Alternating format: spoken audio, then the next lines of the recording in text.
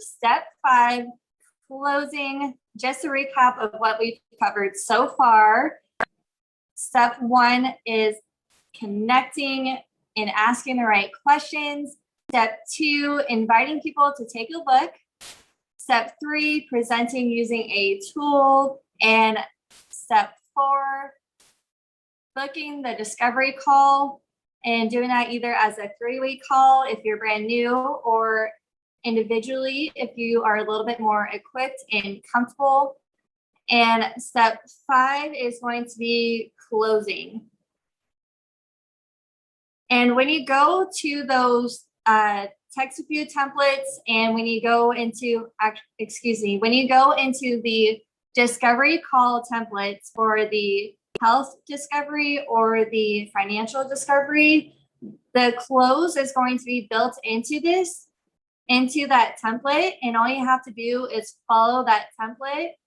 And what I also like to do is I'll review the template a few minutes before I have that meeting with that person, so I feel prepared and I know, and I kind of mentally just have a checklist of what to follow before, so I can go into that meeting just a little bit more present. So step 5, closing. This is built into those discovery calls, but these are also just really good phrases to memorize and to get comfortable with, so that you can ask these closing questions outside of the discovery calls. So here are just a few of them now. Do you have enough information to get started? Is there any reason why you wouldn't get started today? What's holding you back from getting started? Is it okay if I make a recommendation? While we're waiting for your order, we're going to get you plugged in. So some good times to use these closing phrases is at the end of the discovery call, like we just talked about, but also after a in-home presentation and after the opportunity calls. Now enrolling. So at this point, they have either made a decision that they are interested and they want to get started right away. If that is the case, you are going to enroll them. The simplest way to do this, and your sponsor can help you a little bit more in depth and walk you through how to do this in your back office, but it's super, super simple. If you log into your back office, you're going to make a recommended cart. Now, I recommend that you have some recommended carts already set up, just the basic ones. So you can do the 30-day systems. I would do the basic, premium, and value pack. I would do the collagen elixir packs, and I would do the adaptogen elixir packs, and have those just ready and set up. It's really simple. It only takes a few minutes to do.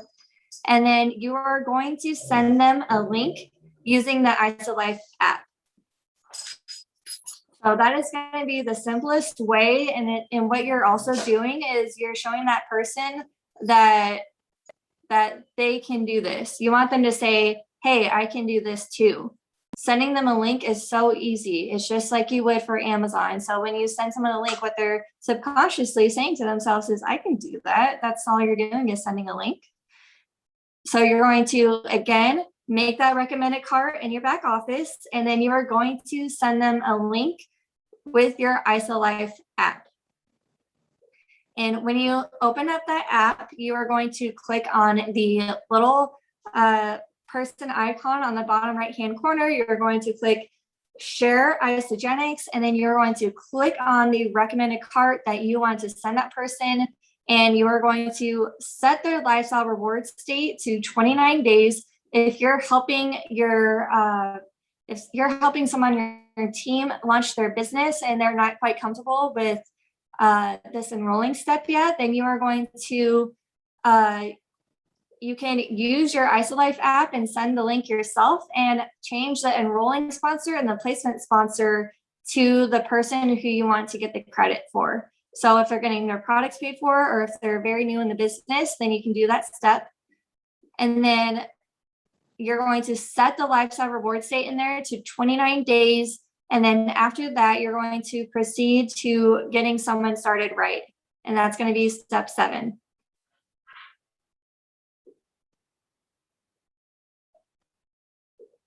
And again, when you're closing, you want to ask some of those open-ended questions. If they say that they do want to get their products paid for, or they do want to do the business side with you, then you're going to ask them, who do you know? Who do you know who would love to do this alongside of you? Who do you know that also wants to lose weight, change their body composition, have more energy, have more confidence when they look at themselves in the mirror? Who wants to age gracefully? Who do you know who is also looking for a side income or to have more time freedom in their life? And some NLP phrases. So these are good to just add into your toolbox again. You can say phrases like, what if, imagine. So this is a great way to vision cast for someone. If they share their goals with you, you can say, imagine what it would be like for you to get started with our business and with some hard work and with us working together. Imagine that you have that extra time to be able to spend with your daughter. Imagine what that would look like. What if we could make that happen? Another phrase, either or. So we can either do this or you can do that. People like us, you can keep on going the way you are going and getting the same result. Or if not this, then what? You're probably thinking the worst thing that can happen. So this is something that you can use if someone is a little hesitant to get started. You can say, or they're hesitant to do the business side, you can say, well, the worst thing that's going to happen is you are going to get these products in your body and you're going to feel incredible. You're going to save so much time and money on eating on the go and meal prepping, and you are going to experience some incredible results. And that is the worst thing that can happen with starting this. And then you can also say something like NLP phrases, would you like to change that? So again, if that going back to if they have they are complaining about not having enough time freedom, or they are feeling stuck in their finances, or they're feeling stuck in their health and their energy, then that's something that you can ask them is, would you like to change that? And be very genuine about it. Now, moving on to step 6, which is going to be objections. Overcoming objections. So the first thing you want to do is you always want to say, what do you mean? And what are some common objections that you might run into? A common objection might be that they might say that they just don't have enough time right now. Or they might say that this is a pyramid scheme or a MLM. Or they might say that you can, what's another one? Those are usually the main ones that they have. Not enough time. Is this a pyramid scheme? Things of that nature. Or I don't have enough, it's too expensive. That's another objection. So the first step to overcoming objections is saying, what do you mean? And letting them respond. So for example, if they say that it's a pyramid scheme, then you can say, what do you mean? And they might like the idea of whatever they think, a pyramid scheme. And most of the time when people say that, they don't actually have a thorough understanding or enough education to even know what a pyramid scheme is. And so, for example, let's say that's the objection that you're getting. You're going to say, what do you mean? And then you're going to let them respond. And then after they respond, you can use a feel, felt, found. And you can say, I know exactly how you feel. I used to think the same way before. I felt the same way before, But what I found is pyramid schemes are actually illegal, and we are accredited with the Better Business Bureau. We have won numerous awards for our for business awards in Arizona for being an outstanding business in Arizona. And what I found is when you look at a pyramid scheme, or what you would think of a pyramid is, to me, if I look at a CEO of a company, you're never going to make more money than the CEO of a company. And to me, that looks like a pyramid. But here in Isogenics and network marketing, you actually get to if you outwork the people above you, you get to actually out-earn them. So that's an example of how you could overcome the MLM or the pyramid, the pyramid objection. And then another thing you can do is once you answer that question for them, you can say, well, what are some questions I can answer for you? Or you can say, now that I've answered that question for you, do you have enough information to get started today? And if they say no, you can ask them, well, what are some more questions I can answer for you? What else might be stopping you from getting started today? Tell me more about that.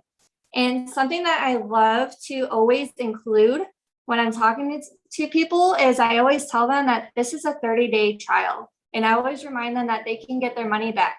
So at the end of the 30 days, if they do not like the products, they didn't have a good product experience, then they can get their money back in full return at the end of it. So I always tell them that, hey, use this as a 30-day trial. You're going to fall in love with the products and you are going to feel amazing. But if for whatever reason, if you do not like the results that you got, or you don't feel that you really like the products that much, then you can get your money back in full.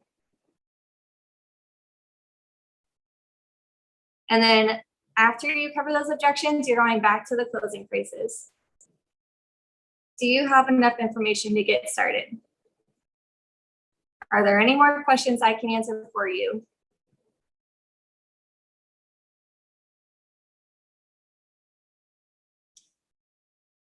And also with the feel, felt, found, always use a feel, felt, found for objections, but you can also use a feel, felt, found for just connecting with people in real life and relating to people. It's a great way if you're having a conversation about something and someone is opening up to you about something that has gone on in their life, then you can relate to them in that way and say, I have felt the same way before, and I completely understand where you're coming from. I understand how you feel. Okay, so we have covered the close, enrolling, and objections. Our next step is going to be following up, and we are going to cover that in our next skills and system training video.